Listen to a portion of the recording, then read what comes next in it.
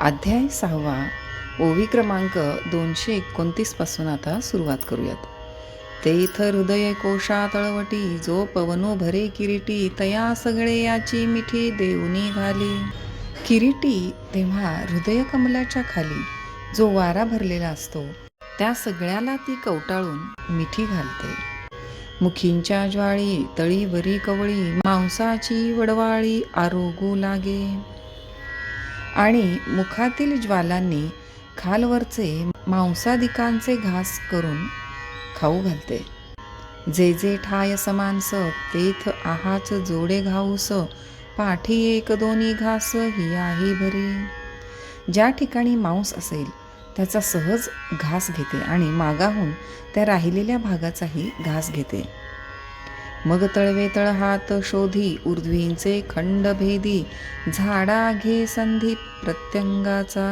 मग पायांचे तळ व हातांचे तळ यांचे शोधन करून वरील अंगाचा भेद करीते आणि दरेक अंगाचा व सांध्यांचा शोध घेते. अधोभाग तरी न संडी, परी नखींचेही सत्व काढी, त्वचा धुऊनी जडी पांजरेशी. आपली मूळ जागा न सोडता नखांतील ही सत्व काढते व त्वचा धुवून हाडांच्या व शरीरांच्या सापळ्यास मिळविते. अस्थींचे नळे निरपे, शिरांचे हिर ओरपे, तव बाहेरी विरूढी करपे रोमबीजांची. आस्थीच्या नळ्यातील रस काढून शिरांचे गाभे ओरपून टाकीते. त्या योगाने बाहेरील केसांच्या मुळांची वाढ करपून जाते. मग सप्तधातूंच्या सागरी तहा नेली घोंट भरी, आणि सवेंची उन्हाळा करी खडखडीत. नंतर सप्तधातूंच्या सागरात आपली तहान भागविते आणि त्याचबरोबर जिकडे तिकडे शरीर खडखडीत कोरडे करून टाकीते.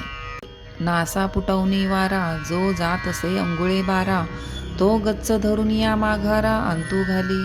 नागपुडेतून जो 12 बोटे वाहणारा वारा त्या प्राणवायूस घट्ट धरून आत ओढते. तेथ अध्वरवते आकुंचे, ऊर्ध्व तळवते खांचे, तया खेवा माझी चक्रांचे पदर उरती. त्यावेळेस प्राण व अपान हे 2 वायू आकुंचित होतात व प्राण अपानास दाबून धरतो आणि त्या दोघांच्या आलिंगनांमध्ये चक्रांचे सांगाडे उरतात. एरवी तरी दोन्ही तेव्हांची मिळती, परी कुंडलिनी नावेक दुश्चित्त होती, ते तयांते म्हणे परवती, तुम्हीची कायसी येथे. प्राण व अपान वायू हे दोन्ही त्याच वेळेस एके ठिकाणी मिळालेले असतात, परंतु ती कुंडलिनी क्षणभर बावरी होऊन तुम्ही माघारे जा, तुमचे काय काम, असे त्यांना म्हणते. आईके पार्थिव धातू आघवी, आरोगिताम नकाही नुरवी, आणि आपाते तव ठेवी पुसोनिया. अर्जुना ऐक, शरीरातील सर्व पृथ्वीचा भाग खाऊन टाकून काही शिल्लक ठेवीत नाही, तसाच उदकाचा भाग सर्व चाटून पुसून टाकीते. ऐसी दोन्ही भूते खाये, ते वेळी संपूर्ण धाये, मग सौम्य होऊन राहे सुषुम्ने पाशी. अशा रीतीने दोन्ही भूतांचा भाग खाऊन तृप्त झाल्यावर मग सौम्य होऊन स्वस्थपणे सुषुम्ना नाडीपाशी राहते. तेथ तृप्तीचे संतोषे, गरळ जे वमी मुखे, तेणे तियेचे पियुषे प्राणोजिये. त्या ठिकाणी तृप्तीच्या भरात ती मुखातून जी गरळ ओकते त्या गरळरूपी अमृताच्या योगाने प्राण रक्षण होतात. तो अग्नी अंतुनी निघे, परीस बाह्य निव उंची लागे, ते वेळी कसू बांधिती अंगे सांडीला पुडती. तो गरळरूप अग्नी बाहेर निघतो खरा, परंतु सर्व अंगातील दाह शमवितो, त्यामुळे अंगातील पूर्वी गेलेले सामर्थ्य फिरून येऊ लागते. मार्ग मोडी ती नाडीचे, नवविधपण वायूचे, जाय म्हणून शरीराचे धर्मो नाही. नाडीचे वाहणे बंद होते व 9 वायूंचे व्यापार बंद होतात, म्हणून शरीराचे धर्म राहत नाहीत. इडा पिंगळा एकवटती, गांठी तिन्ही सुटती, साही पदर फुटती चक्रांचे हे. इडा व पिंगळा ह्या एक होतात, तिन्ही गाठी सुटतात आणि साही चक्रांचे संबंध नाहीसे होतात. मग शशी आणि भानो ऐसा कल्पीजे, जो अनुमानो, तो आतीवरी पवनो गिवसिता न दिसे. मग चंद्र आणि सूर्य अशी ज्या वायूला नावे आहेत, तो दिव्याच्या उजेडाने बघू गेले असता दिसत नाही. बुद्धीची पुळिका विरे, परिमळू घ्राणी उरे, तोही शक्ती सवे संचरे मध्यमे माझी. बुद्धीची ज्ञानकळा जागचे जागी नाहीशी होते आणि नाकामध्ये उरलेला सुगंधही कुंडलिनी बरोबर सुषुम्नेत जातो.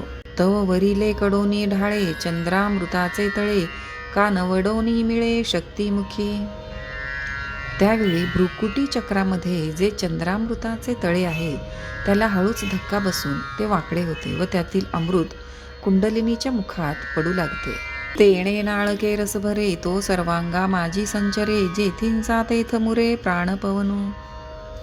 त्यामुळे तिच्यात रस भरून तो सर्वांगात पसरतो आणि तो प्राणवायूने जेथल्या तेथेच मुरतो. तातलिये मुसे मेण निघोनी जाय जैसे, मग कोंदली राहे रसे ओतलेनी. तापलेल्या मुशीतील मेण नाहीसे होऊन ती ज्याप्रमाणे ओतलेल्या रसाने गच्च भरून राहते, मुशीचा आकार रसाला येतो. तैसे पिंडाचे नि आकारे ते कळाची काम अवतरे, तरी त्वचेचे नि पदरे पांघोरली असे. त्याचप्रमाणे ते शरीर इतके तेजस्वी दिसते की जणू काय मूर्तिमंत तेजच त्या ठिकाणी अवतरले आहे. जैशी आभाळाची बुंथी करुणी राहे गभस्ती, मग फिटली या दीप्ती धरून ये. सूर्य ढगाच्या बुरख्यात दडून राहिलेला असतो, परंतु तेच आभाळ नाहीसे झाल्यावर तो ज्याप्रमाणे आपले तेजाने वर येतो. तैसा हाच वरी कोरडा त्वचेचा असे पातोडा, तो झडोनी जाय कोंडा जैसा होय. त्याचप्रमाणे शरीरावर त्वचेचा जो उगाच पापुद्रा असतो तो कोंड्याप्रमाणे निघून जातो. मग काश्मीरीचे स्वयंभ काम रत्न बीजा निघाले कोंभ, अवयव कांतीची भांब तैसी दिसे. मग केसराच्या स्वयमेव रंगासारखी अथवा रत्नरूप बीजाला निघालेल्या अंकुशासारखी त्या अवयव कांतीची झाक दिसते. ना तरी संध्या रागीचे रंग काढून वळिले ते अंग, किम अंतर्ज्योतीचे लिंग निर्वाळिले. नाहीतर संध्याकाळच्या आकाशाच्या रंगाची लाली काढून ते अंग बनविले असावे अथवा आत्मचैतन्याच्या तेजाचे लिंग केले असावे. कुंकुमाचे भरीव सिद्धरसाचे ओतीव, मज पाहता सावेवर शांतीची ते. किंवा ते कुंकुमाने भरलेले आणि आत्मरसाने ओतलेले अथवा ती मूर्तिमंत शांतीच असावी असे मला वाटते. ते आनंद चित्रींचे लेप, ना तरी महासुखाचे रूप, किम संतोष तरुचे रोप थावले जैसे. ते आनंदरूपी चित्राचा रंग किंवा परब्रह्म सुखाचे रूप अथवा संतोषरूपी वृक्षाचे रोप आहे असे वाटते. तो कनक चंपकाचा कळा, किम अमृताचा पुतळा, नाना सांसिनला मळा कोवळिकेचा. तो सोनचाफ्याचा कळा किंवा अमृताचा पुतळा अथवा नाजूकपणाचा भर आलेला असा मळाच. हो का जे शारदीयेचे निओले, चंद्रबिंब पाल्हेले, का तेजसी मूर्त बैसले आसनावरी. शरद ऋतूच्या पौर्णिमेच्या ओलाव्याने चंद्रबिंब शोभावे किंवा जणू काय मूर्तिमंत तेजच आसनावर बसावे. तैसे शरीर होये जे वेळी कुंडलिनी चंद्र पिये, मग देहाकृती बिहे कृतांतुगा. त्याप्रमाणे कुंडलिनी चंद्रामृताच्या तळ्यातील अमृत प्यायल्यावर शरीर दिसू लागते. मग त्या शरीराला यम देखील भीतो. वार्धक्य तरी बहुडे, तारुण्याची गांठी विघडे, लोपली उघडे बाळदशा. वृद्धपणा मागे फिरतो, तारुण्याची ज्वानी मोडते आणि गेलेली बाल्यावस्था पुन्हा प्राप्त होते.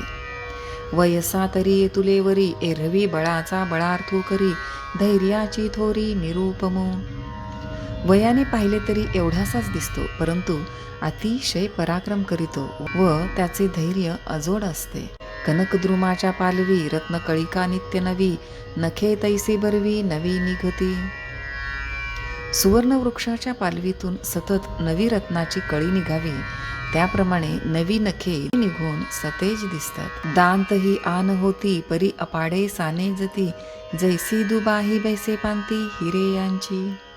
दातही दुसरे होतात परंतु अतिशय बारीक बनतात, जणू काय दोन्ही बाजूंना हिऱ्यांच्या पंक्तीच मांडल्या आहेत. माणिकुलियांचिया कणिया, सावियाची अनुमानिया, तैसिया सर्वांगी उधवती अणिया रोमांचिया. सर्व अंगावरील रोमांची अग्रे माणकांच्या कण्याप्रमाणे लहान अशी सतेज होतात. करचरण तळे जैसी का रातोत्पळे, पाखाळी व होती डोळे काय सांगो. हातापायांचे तळवे कमळाप्रमाणे लाल बनतात आणि डोळे स्वच्छ होतात. आणखी काय सांगावे.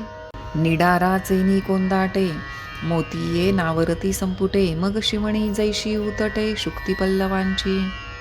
मोते पक्व दशेला येऊन फुगल्याप्रमाणे शिंपीत मावत नाहीत, म्हणून शिंपीचा सांधा उकलतो. तैशी पातियांची ये कवळीये न समाये, दिठी जाकळोनी निघोप आहे, आधिलीची परी होये गगना कवळीती. त्याप्रमाणे दृष्टी पापण्यांच्या कवळीत न मावता लांबवर पोहोचून बाहेर येऊ पाहते. ती दृष्टी पहिलीच खरी, परंतु सगळ्या आकाशाला व्यापते. आईके देह होय सोनियाचे, परी लाघव ये वायूचे, जे आप आणि पृथ्वीचे अंशू नाही. अर्जुना ऐक, देहाची सुवर्णासारखी कांती होते, परंतु तो सर्व वायुमय असतो, त्यात आप आणि पृथ्वी यांचा अंशही नसतो. मग समुद्रा पैलीकडील देखे, स्वर्गींचा आलोचू ऐके, मनोगत ओळखे मुंगियेचे. मग त्याला समुद्रापलीकडीलही वस्तू दिसतात, स्वर्गातील मसलती समजतात व मुंगीच्याही मनातील भाव ओळखता येतात. पवनाचा वारिका वळघे, चाले तरी उदकी पाऊल न लागे, येणे येणे प्रसंगे येती बहुता सिद्धी. तो वाऱ्याच्या घोड्यावर स्वार होतो, पाण्यावर चालताना पाण्याला पाय लागत नाहीत. अशा प्रकारे प्रसंगानुसार त्याला पुष्कळ सिद्धी प्राप्त होतात. आईके प्राणाचा हातू धरुनी, गगनाची पाऊटी करुनी, मध्यमेचैनी दादराहुनी हृदया आली.